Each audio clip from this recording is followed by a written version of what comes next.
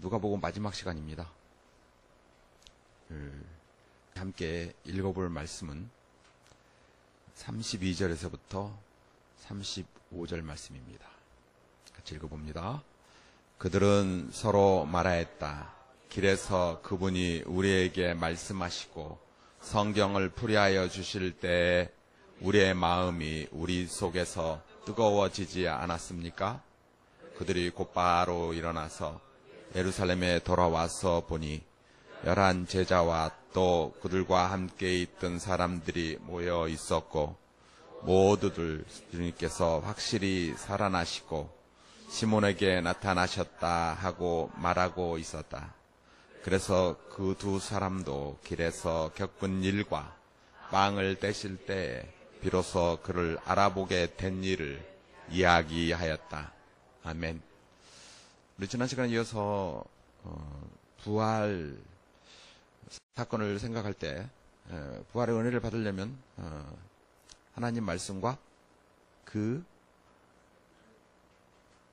하나님의 능력을 알아야 그 은혜를 받는다 했습니다.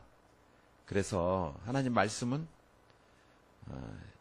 하나님께서는 우리를 만드실 때 영원히 죽지 않는 하나님과 영원히 함께하는 하나님을 찬미하는 그런 형상을 가진 존재로 만들어 놓으셨다. 그리고 산자의 하나님이시다. 그게 하나님 말씀이시고 이게 부활의 하나님 말씀이시고 두 번째는 천국에서 우리가 하나님과 함께 영혼육이 회복되어서 영원히 사는 그 능력을 우리에게 주신다 하셨습니다. 그래서 죽은 자 무덤을 찾아가서 여자들이 혼났죠. 질책을 받았어요.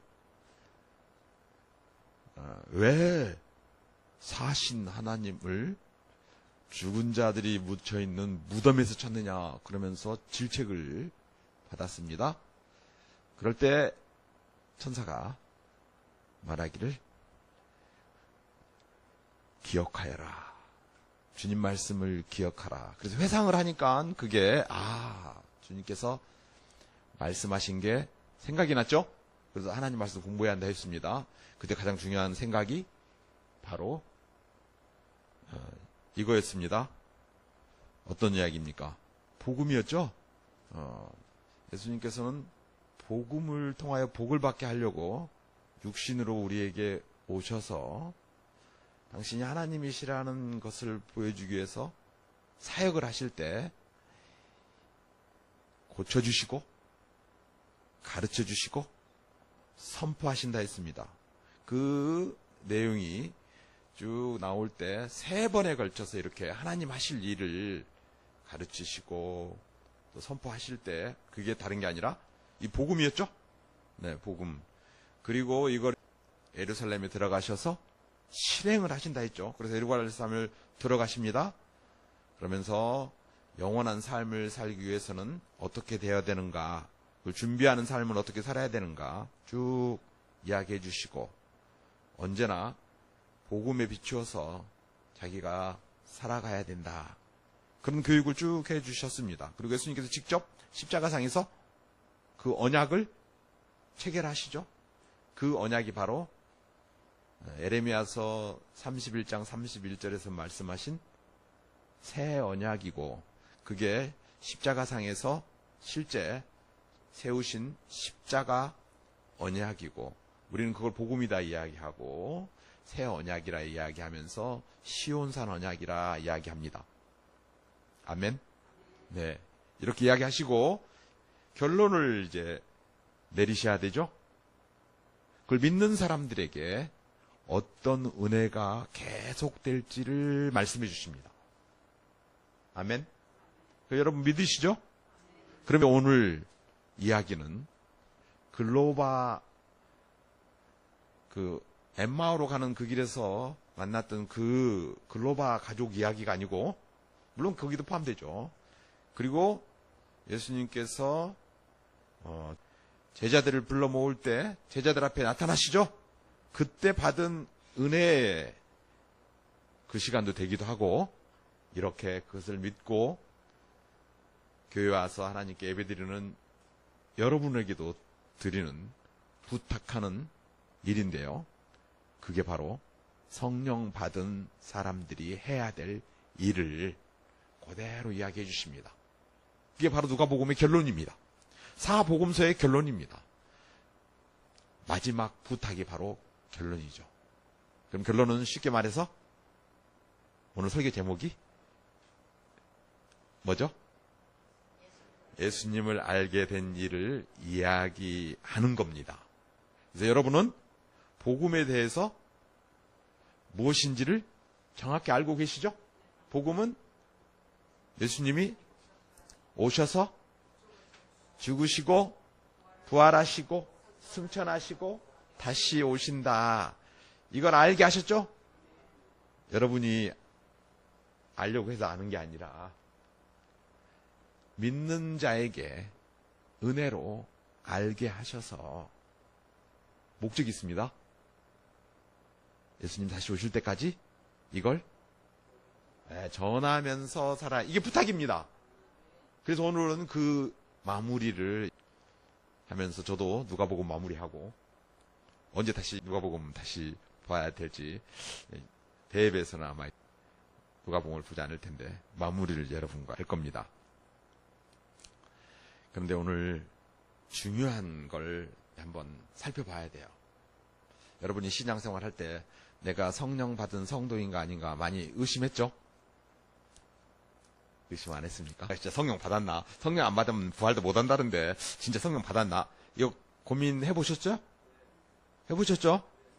그러면 정답을 찾으시기 바랍니다. 오늘 잘 찾아야 됩니다. 이거 안 그러면요 신비주의 쪽으로 나가가지고 괜히 이상한 데 머리 들이밀고 막 안수해달라고 그러고 구약에서 많이 보긴 봤거든요.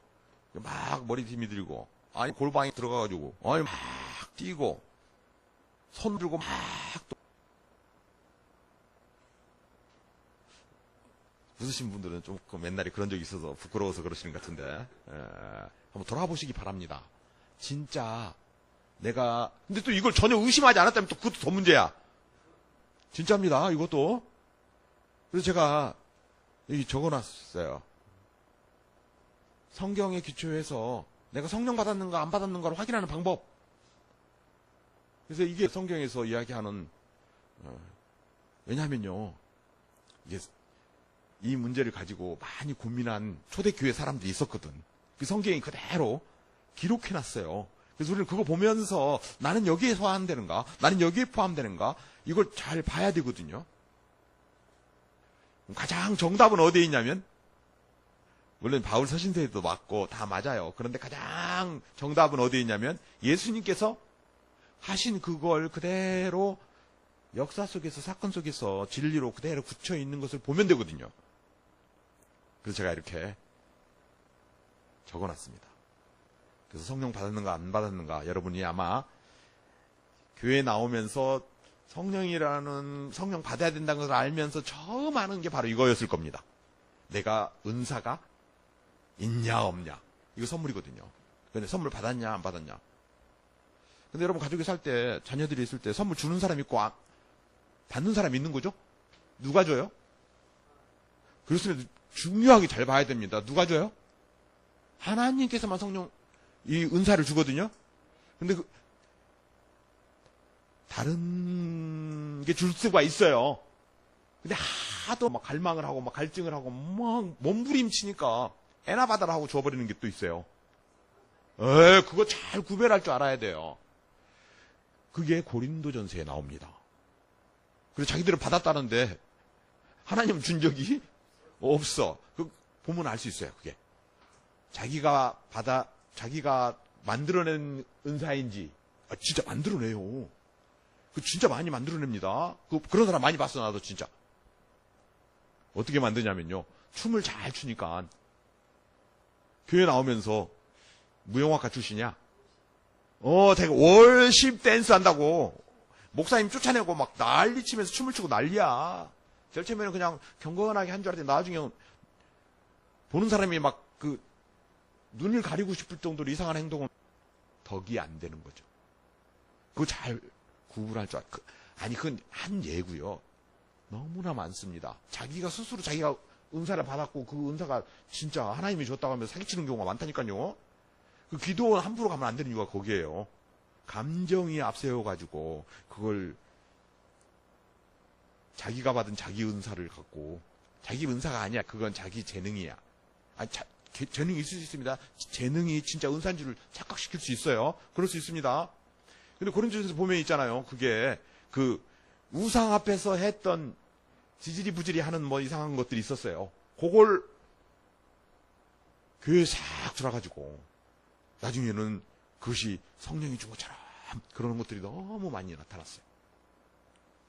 그냥 음악을 연주하라니까 꽹가리를 쳐버리는 그런 경우가 많았어요. 그게 나옵니다. 그대로. 그 병 고치는 은사 나타나요. 절에 가서 또 있잖아요. 나타날 수도 있고요. 무당 푸덕거리 하면 나타납니다. 그렇죠? 근데 그 무당 푸덕거리 하다가 교회에 들어가지고 자기가 병 고쳤다 해가지고 성령이 주신 사람 착각하고 거기다 목 매달고 따라가는 사람 많았어요. 박태선이도 그랬고요. 많아요. 정말 많아요. 이거 제일 많이 속습니다. 조심해야 돼요. 하나님이 주신 은사는요. 그게 분명하게 언제 나타나냐면 교회의 질서를 지키느냐 안 지키느냐. 그리고 교회를 이롭게 하느냐 안 하느냐. 유익이 있느냐 무익하느냐. 개인의 목적으로 사용하느냐 안 하느냐. 이런 걸 딱 보면 알고 있거든요. 왜냐하면 교회의 주인은 누굽니까? 그러면 누구를 위해서 은사를 하나님께 주십니까? 교회를 위해서, 주님을 위해서, 삼위일체 하나님을 위해서 주는 거거든요. 그래서 여러분 그걸 분별할 수 있어야 됩니다. 대부분 은사는요.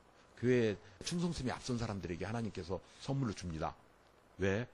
교회 잘 나오고 덕을 끼쳐서 주위에 있는 많은 영향력을 끼치는 그러잖아요. 깡패가 딱 교회 왔는데 와, 이 사람이 하나님 말씀을 오늘 갑자기 잘하네?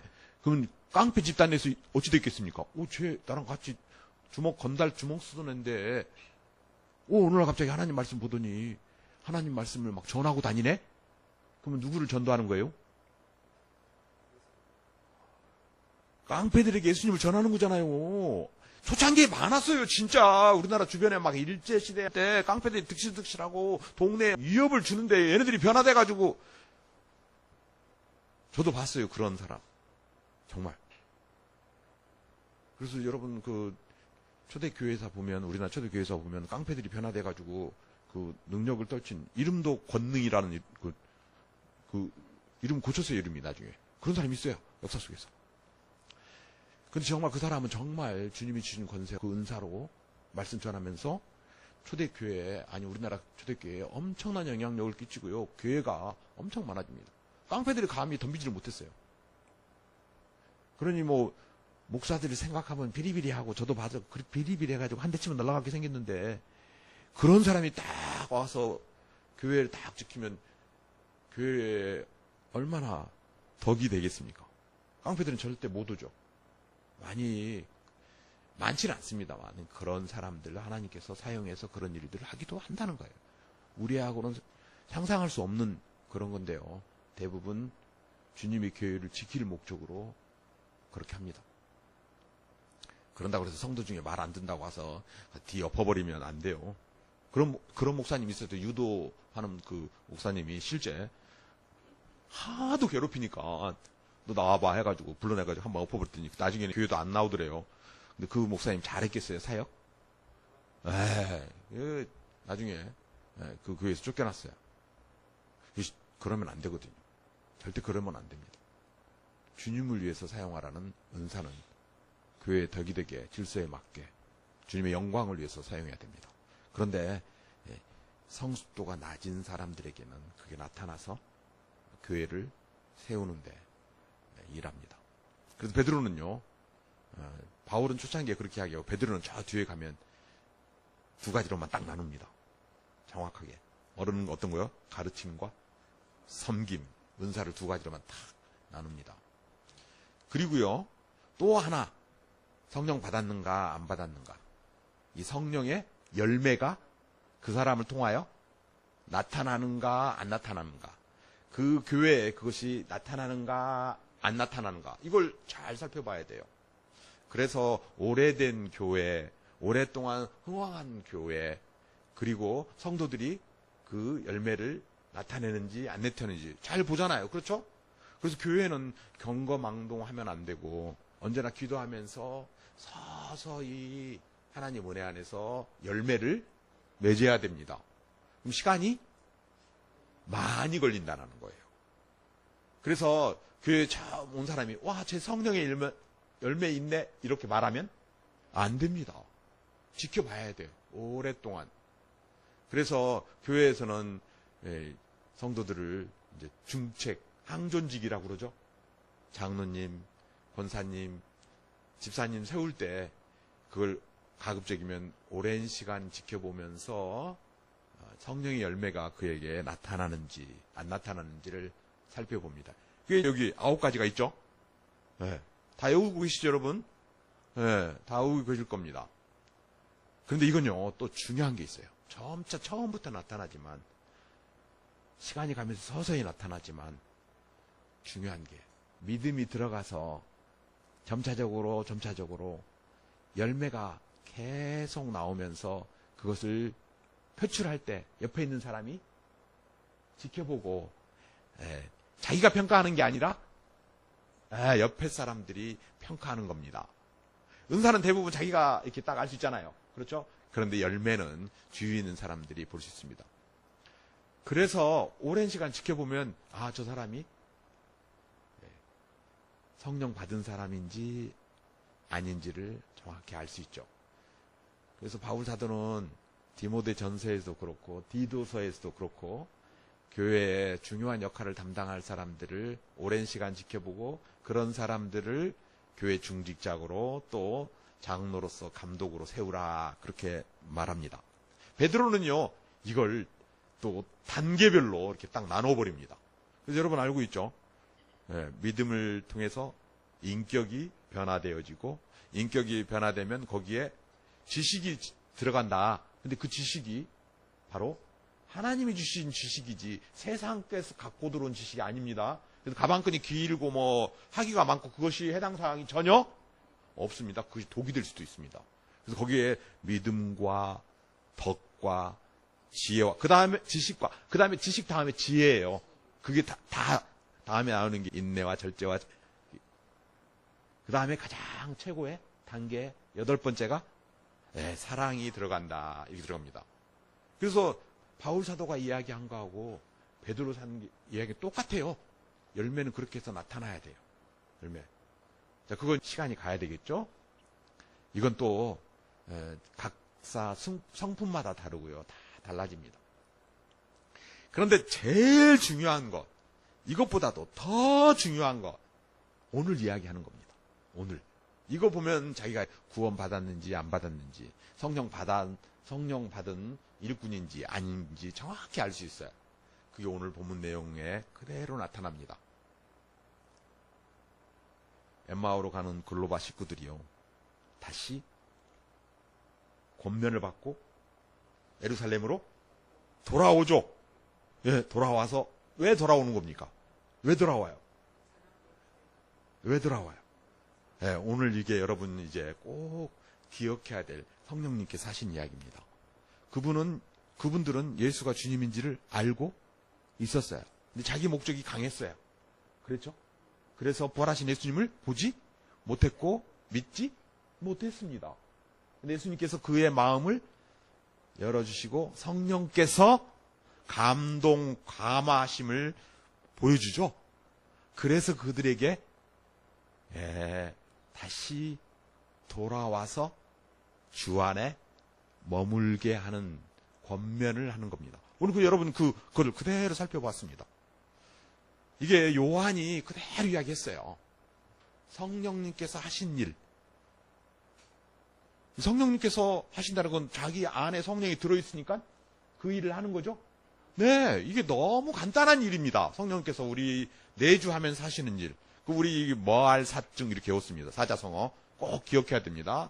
우리 율법이 하는 일 그거 외우고 있죠? 방가세보 조정맥을 외웠듯이 성령께서 하신 일, 성령의 열매도 중요하고 은사도 다 외우고 있는데 성령님께서 먼저 우리 안에서 내주하면서 어떤 일을 하실지 이거 아는 거 진짜 중요하거든요. 여러분의 신앙을 점검하는데 정말 중요한 키거든요. 사자성어로 뭐, 알, 사, 증. 이거 그대로 오늘 본문 내용에 그대로 들어있습니다. 그래서 한번 비교해 보면 여러분이 성령 받고 진짜 신앙생활 하는지 안 하는지 정확히 알 수 있습니다. 저는 확신할 수 있어요. 여러분은 다, 여기 있는 분들은 다 성령 받은 분이시다. 왜? 더워 죽겠고 또 비 올지도 모르고 또 교회 가려고 그냥 아침부터 준비해가지고, 그죠? 뭐 이렇게 오잖아요. 그죠? 맞죠? 그러니 안에 머물렀으니까 이게 가능한 거지. 안 그랬으면 여러분 여기 오셨겠어요? 주 안에 머물러 계신 분입니다. 머문다. 권면하는 거예요. 머물러라. 글로바 엠마오로 가는 그 사람들을 2km나 멀리 가버렸는데 예수님께서 다시 불러가지고 방향을 틀어가지고 바로 어디로 오라고요? 예루살렘 교회로 와라. 들어와라. 거기 가서 말해라. 증거해라. 그걸 정확히 이야기해라. 이 머무는 첫째 단계입니다. 예수님께서도 그랬어요. 너희는 가지라. 요한복음 15장에 들어있어요. 요한복음 14장에 보혜사 성령이 어떤 분인가 13장부터 쭉 이야기했는데 갑자기 그 비유가 갑자기 나와요. 포도나무 비유. 이 포도나무 비유예요. 그래서 너희들은 가지라. 가지는 반드시 본체에 붙어 있어야 돼요. 머물러 있어야 돼요. 잘라내면 그냥 말라서 비틀어져서 쓸 수가 없어. 포도나무는 쓸 수가 없어. 다른 것은 잘라가지고 가구로도 쓰고 뭐 하는데 얘네는 쓸 수도 없어. 근데 놀랍게 에스겔서 15장에 또 포도나무 비유해. 거기에 하나님 말씀과 언약을 지키지 않는 너희들은 바로 불타버린 포도나무. 불타버리면 포도나무는 아무데도 못 써. 정말 아무데도 못 써요. 열매도 못 맺히고 또 가구로도 못 쓰고 땔감으로도 못 써요. 근데 뭐 아무 쓸모없는 저주받은. 그런데 예수님이 오셔서 주 안에 머무를 때 너는 열매 맺고, 열매 보세요. 열매 엄청 열렸죠. 주렁주렁 열렸지. 거기에 또 은사로 준비하면서 마지막 날까지 준비하는 그런 존재가 된다는 거예요. 머무른다는 게 이만큼 큰 은혜입니다. 아멘. 그래서 여러분은 다 주 안에 머무른 은혜 받은 분들입니다. 아멘.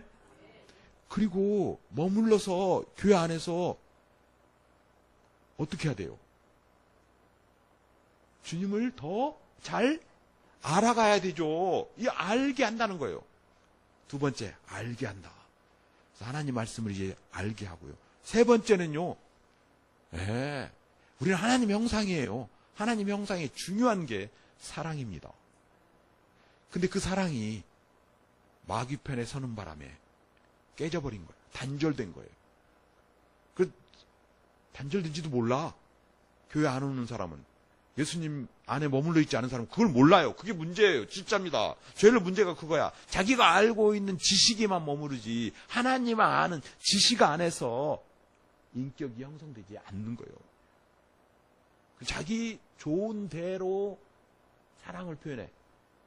그게 여러분 그 그리스 로마 철학에 나온 것들이 그런 거예요. 그래서 뭐 에로스라든가 뭐 또 있죠. 우정이라든가 뭐 이런 거 있잖아요. 그 네 가지 나누고 그러면서 거기에 잡신에 의한 아가페 뭐 이런 이야기도 하고 그러는 그거 아니에요. 원본은 누구예요? 우리는 하나님의 형상이니까 하나님이 주신 사랑 안에 거기에 아내와의 사랑도 들어있고 또 친구 간의 우정도 들어있고 거기에 형제지간의 우애도 들어있고 다 거기에 포함되어 있는 거예요. 먼저 맞대요. 맞다는 거예요. 들었나 봐. 어떻게 사랑을 회복해야 됩니다. 그리고 난 다음에 사랑을 전해야 돼요. 사랑을 흘러넘쳐야 됩니다.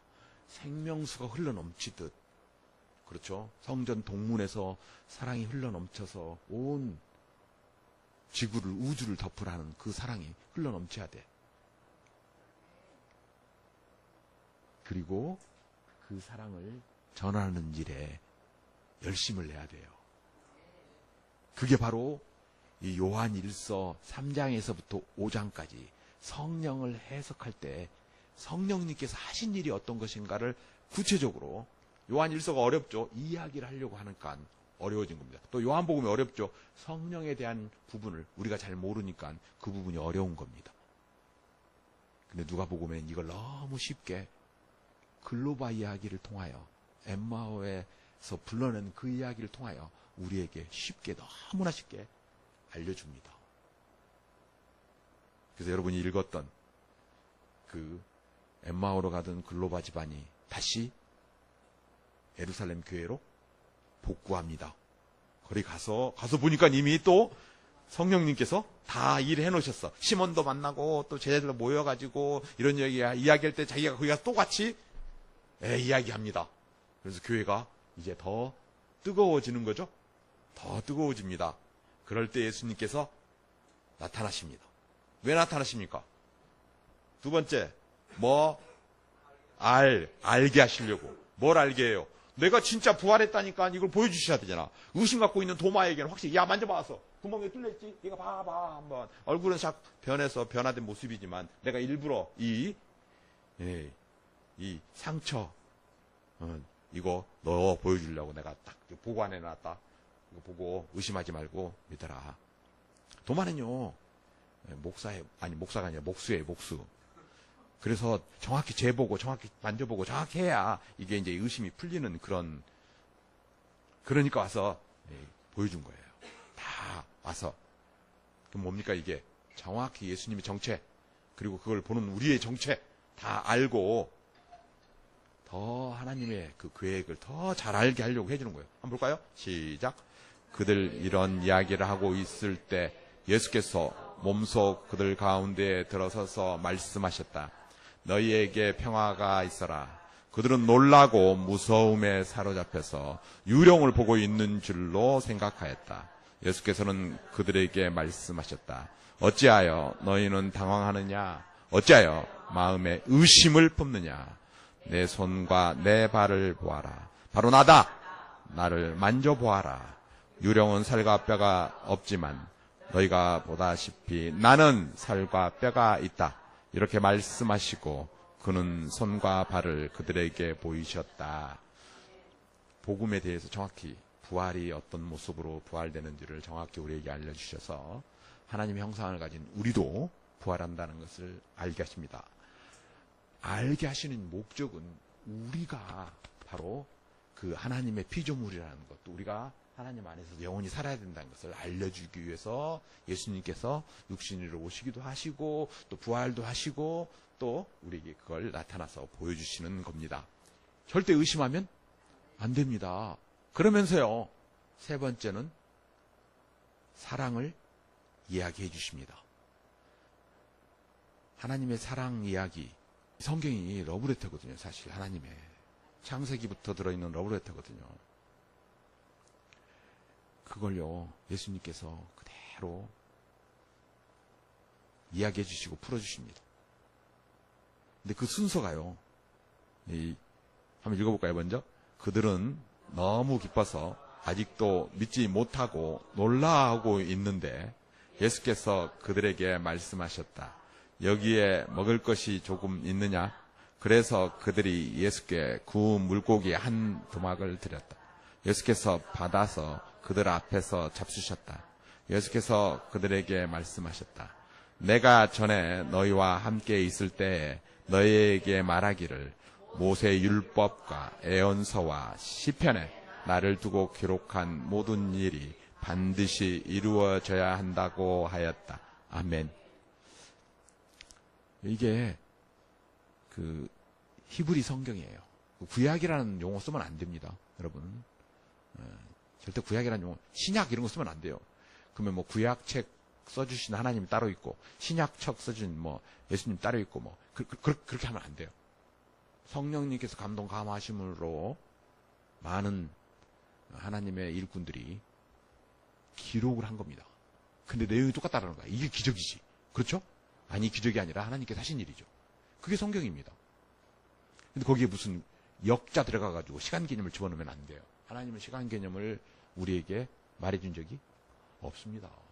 대부분 다 징조로 이야기하셨죠. 그래서 요한계시록도 징조고 창세기부터 요한계시록에 징조로 말씀해 주시잖아요. 그리고 우리 머릿속에 우리가 생활하기 편하게 디지털 시계를 정화해서 시간을 정해준 거죠. 그렇게 하라고. 해를 달아주시는 이유가 바로 이제 우리가 그렇게 만들어라는 거죠. 하나님의 형상을 가진 사람은 그래서 그런 디지털 숫자를 만들고 거기 안에 살게 하는 거죠. 예수님께서 당신께서 당신에 대한 이야기를 풀어주셨는데 성경에 이 순서대로 해줬다는 거예요.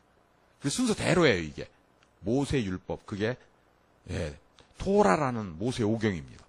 그 다음 책이 이 선지서라고 나왔는데 우리는 역사서라고 써져 있죠. 그게 70인 성경 번역을 해가지고 그 히브리어에서 헬라어로 번역될 때 역사서와 선지서로 나눠버렸습니다. 근데 원래 지금도 그 히브리 성경에는요, 이 선지서로 다 포함됩니다. 하나님의 말씀 중에 과거가 어디 있고 현재가 어디 있고 미래가 어디 있어요? 없죠. 동일 시점에서 기록하기 때문에 원래 히브리 성경에는 역사라는 개념이 없습니다. 언제 들어왔냐면요, 꼭 여러분 참고해서 읽어봐야 됩니다. 헤로도토스라는 그 최초의 인류 역사책이 있어요. 서양에서는 그 역사책 이름이 히스토리아라는 역사책입니다. 그러면서 그게 들어오면서부터 역사라는 과거, 현재, 미래라는 이런 것들이 들어오는 거예요. 이것이 여러분 머릿속에 고정돼 가지고 있으면 못 봅니다. 뭘 못 보냐면 부활을 못 보는 거예요. 그래서 성경을 볼 때도 이 순서를 좀 이렇게 지키면서 봐야 돼요. 예수님께서 이걸 정확히 보여주셨다는 거예요.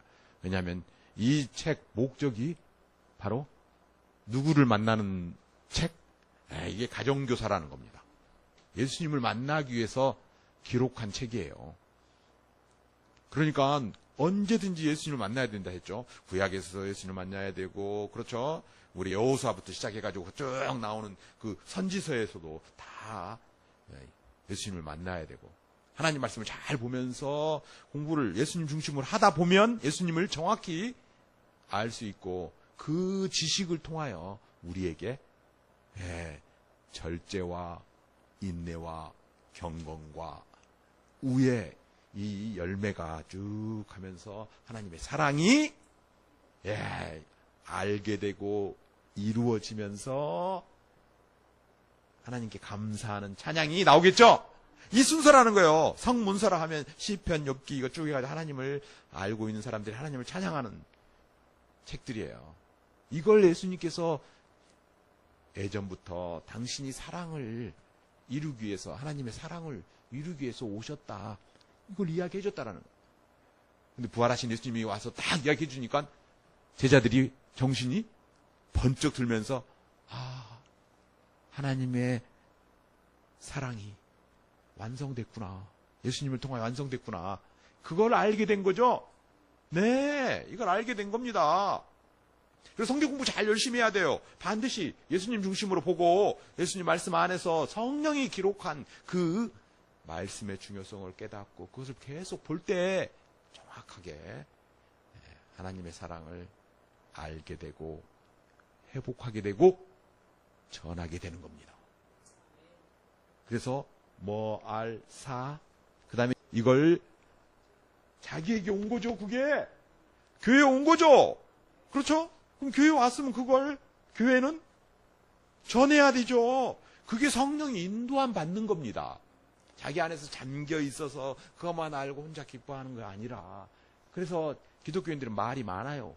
왜? 그 넘치는 사랑을 또 자기가 자기에게 왔는데, 나에게 왔는데, 보잘것없는 나에게 왔는데 얼마나 기쁘겠어요. 그렇죠? 그러니까 그래서 이 배에서 넘치시 막 배에 가득 찬 뒤에 둘 중에 하나겠지. 위로 가든지 밑으로 가든지. 그렇죠? 네, 그리고 계속 흘러 넘쳐서 차고 넘쳐서 우리 샤론교회는 너무 좋잖아요. 바다로도 흘러넘치게 하고, 그렇죠? 앞으로 여기 진해 이 땅이 엄청 커질 겁니다. 동양에서 아마 제일로 큰 허브 도시로 변할 거고요. 아니, 샤론교회가 여기 왔다고요. 아멘. 여기서 엎드려서 배수진 치면서 우리 기도할 거예요. 또 찬양하고 하나님을 찬양할 겁니다. 어떻게 하라고요? 에스겔서 47장에 있는 동문에서 흘러넘치는 그 생명수가 홍해바다를 덮치고 바다에 덮치고 할 때, 우리 샤론교회에 여러분이 받은 그 은혜가 차고 넘쳐서, 또 여러분의 간증이 차고 넘쳐서 그것이 물결을 해가지고 오는 배바다 전부 다 그냥 따개비 붙이지 말고 사랑의 생명수가 그냥 달락달락 다 붙여가지고 자기네 나라 돌아가면 거기 가가지고 또 그 생명수의 은혜가 그냥 타고 넘치고, 아니 또 대륙 여기 기차도 이제 올 거예요. 여기에 와가지고 기차도 타고 저 북한까지 뚫고 넘쳐가지고 저 가서, 제 꿈이 너무 큰가요? 여러분도 크시죠? 그 증인 노릇 해야죠. 하나님 말씀 잘 보면서 그걸 차고 넘치게 해야 됩니다. 우리 교회는 다 부사역자예요. 말이 좀 그런데 다 그러니까 그냥 권사, 집사에서 만족하지 말고 사역자로 나오세요. 사회도 보시고 말씀도 전하고 남자분 여자분 할 것 없이 전부 다 잘 배워서, 그래가지고 간증하세요. 간증. 이게 너의 이 일의 증인이다. 뜻이 뭐냐면 예수님께서 나에게 한 일을, 내 자랑 말고, 내 자랑은 빼고 누구 자랑? 예수님 자랑만 하라고요. 그게 간증입니다. 예수님께서 나에게 오셔서 내가 만난 그 예수님, 그 일을 그냥 언제까지 하겠다? 진주문 앞에까지. 아멘. 네. 계속. 그래서 어디서 왔니? 네, 같은 진짜 돌림에서 왔습니다. 진해에서 왔으니 우리 진주문까지 왔습니다. 아멘. 그래서 이 진해 그냥 진주 같은 여러분들이 그냥 바닷물길 타고 육지 타고 쫙 증인된 노릇하면서 저 진주문까지 가서 하나님 상 받는. 한번 읽어볼까요? 그때 예수께서는 성경을 깨닫게 하시고 그들의 마음을 열어주시고 그들에게 말씀하셨다. 이렇게 기록되어 있다. 곧 그리스도는 고난을 겪으시고 사흘째 되는 날에 죽은 사람들 가운데서 살아나실 것이며 그의 이름으로 죄사함을 받게 하는 회개가 모든 민족에게 전파될 것이다 하였다. 예루살렘에서부터 시작하여 너희는 이 일의 증인이다. 와라, 나는 내 아버지께서 약속하신 것을 너희에게 보낸다. 그러므로 너희는 위로부터 오는 능력을 입을 때까지 이 성에 머물러 있어라. 성령님께 예수님과 함께 계셨어요. 그래서 그때 다 이렇게 예수님 때문에 부활하셨을 때 다 성령께서 이렇게 뭐할 사증하게 하시고, 성령의 그 예루살렘 교회에 머물러 있으면 그 예루살렘 교회에 확실한 온 세상이 다 아는 그 역사를 이루시겠다 이 말입니다. 그 안에 기다려 있어라. 그러면서 너희들이 그때 완성되는 예루살렘 교회를 통하여 온 세계에, 대한민국의 샤론 교회까지 그 은혜가 똑바로 이루어졌다는 것을 알게 하고, 그걸 통하여서 하나님께서 하신다는 것을 온 세계에 알게 할 거다. 이게 증인된 삶입니다. 우리가 해야 될 것은 단 한 개예요. 진해에서 진주문까지 뭐라고요? 증인된 삶을, 여러분이 만난 그 예수님께서 여러분에게 하신 그 일을 준비해가지고 전환하는 겁니다. 예수님이 오시고 죽으시고 부활하시고 승천하고 다시 오신다는 이 복음에 대한 이야기, 그리고 자기가 하나님께로부터 받은 그 성령의 은혜, 능력, 그것을 여러분이 할 때 능력이 발휘되는 거죠. 그렇죠? 하셔야 됩니다. 움직여야 됩니다. 전하려고 할 때 여러분을 사용하셔서 하나님께서 역사하십니다. 언제 오실 때까지요? 네, 다시 오실 때까지. 그러면서 이걸 우리에게 숙제로 남겨주십니다. 한번 읽어볼까요? 시작. 그리고 예수께서는 그들을 밖으로 베다니까지 데리고 가서 손을 들어 그들을 축복하셨다. 예수께서는 그들을 축복하시는 가운데 그들에게 하늘로 올라가셨다. 그들은 예수께 경배하고 크게 기뻐하면서 예루살렘으로 돌아가서 하나님을 찬양하면서 날마다 성전에서 지냈다. 아멘. 우리 딱 한 가지입니다. 복음을 알았으니까 여러분 안에는 성령님께서 하시는 일 머물게 하시고 알게 하시고 사랑을 알게, 사랑을 회복하고 사랑을 전하게 하시고 증인된 삶을 언제까지? 네. 진주문까지 가는 겁니다. 그러게 하실 준비가 돼 있죠? 네. 여러분과 여러분 가정이 그걸 계속함으로 성령 충만함 받고